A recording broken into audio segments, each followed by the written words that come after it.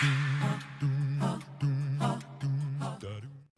let's talk about covalent bonding. So the definition of a covalent bond is a bond where atoms share electrons. And the reason why atoms are going to share electrons is to achieve the noble gas electron configuration. It's the same goal as in ionic bonding. They just do it differently.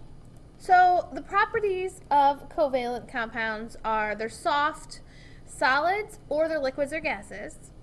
They're poor conductors, so if they are a solid, they will not conduct electricity. They are going to be molecules rather than formula units. If they're solids, they're going to be brittle. And they're non-electrolytes, which means that if you dissolve the solid in water, it will not conduct electricity. Covalent bonds, you should know by now, exist between non-metals. And the goal of covalent bonding is to have access to a full outer energy level worth of electrons. So 8 in most cases. The exceptions to that would be like hydrogen, helium. So recall that hydrogen does not obey that octet rule because, and the same thing for helium, its outer energy level is full with 2 electrons. So we're going to do some examples of drawing Lewis dot structures for covalent bonds. So here's our rules, and they're printed right here. You don't have to write them down.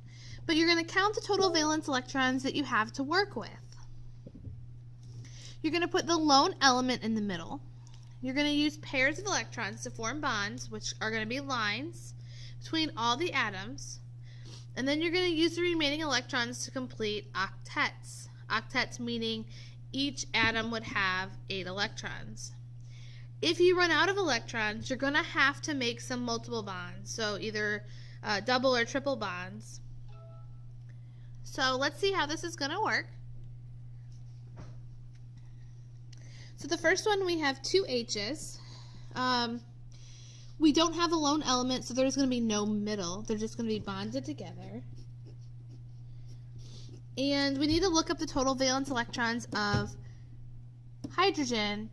And hydrogen is in group 1, so it has 1 valence electron. So each hydrogen has 1 valence electron, so that's going to be 2 total valence electrons. Remember, this is a covalent bond, so that this line represents 2 electrons, and they are going to be sharing them. So this hydrogen on the right has access to 2 electrons, and this hydrogen on the left has access to 2 electrons. So both of these hydrogens are happy. So we drew that correctly. Let's try the next one. We have, again, 2 atoms, so there is no middle one. We're just going to draw them connected there. And we need to look up fluorine. Fluorine is in group 17, so it has 7 valence electrons.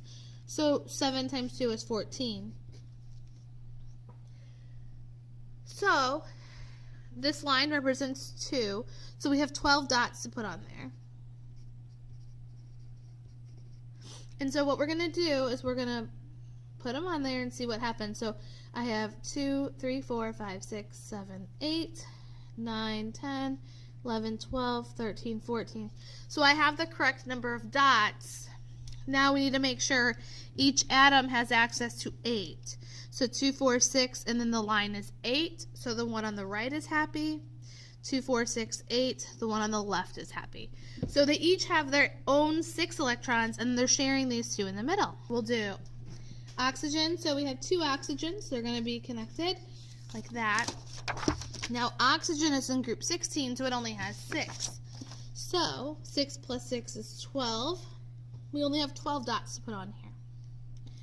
So you're going to start putting dots on here. So 1, 2, 3, 4, 5, 6, 7, 8, 9, 10, 11, 12. Hopefully, you'll start to get the pattern and see, okay, well, this oxygen has access to 8 at the moment. This one only has access to 6. So what you're going to do is you're going to take one of these pairs of electrons, and instead of being isolated to this guy, they're going to share them.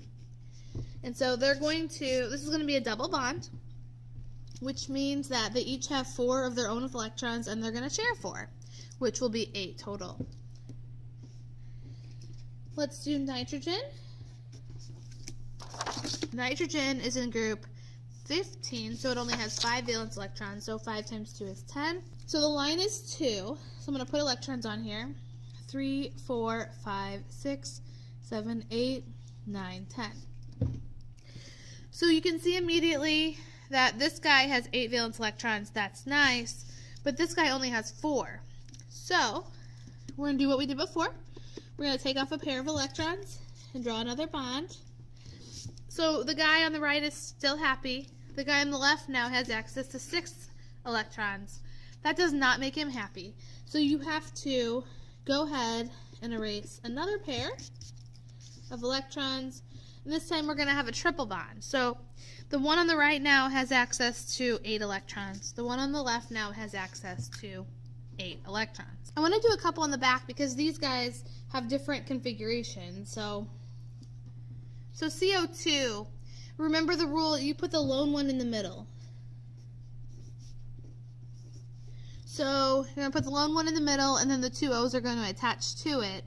We want to total up our valence electrons. So oxygen has 6 and carbon has 4. So I have 12 plus 4, which is 16. Now each line represents 2, so I have 12 more to put on. So I'm going to do what I did before. I'm going to add more. Okay, so 2, 4, 6, 8, 10, 12, 14, 16. Okay, so how I have it written at the moment, right guy is happy, middle guy is happy, left guy not happy. He needs another pair of electrons. So remember what we're going to do. We're going to take off a pair of electrons and we're going to make a double bond. So now let's check everyone. So now this guy on the left is happy. He has 2, 4, 6, 8. The guy in the middle, 2, 4, 6, not happy.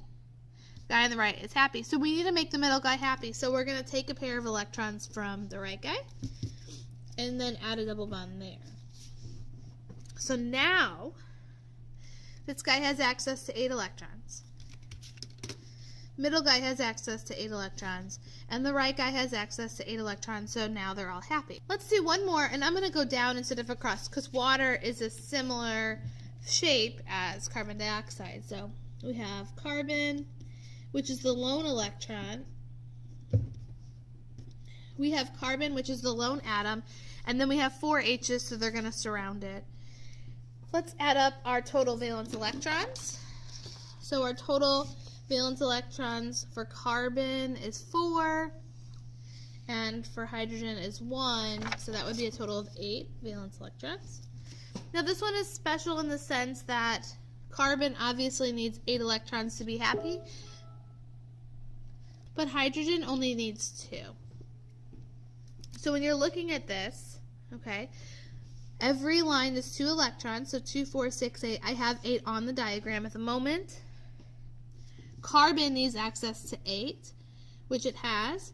Each hydrogen only wants access to 2. So this is actually all we have to do. There's no dots. I'm going to make a separate video with more practice if you need it. Otherwise, just complete this and then check your answers.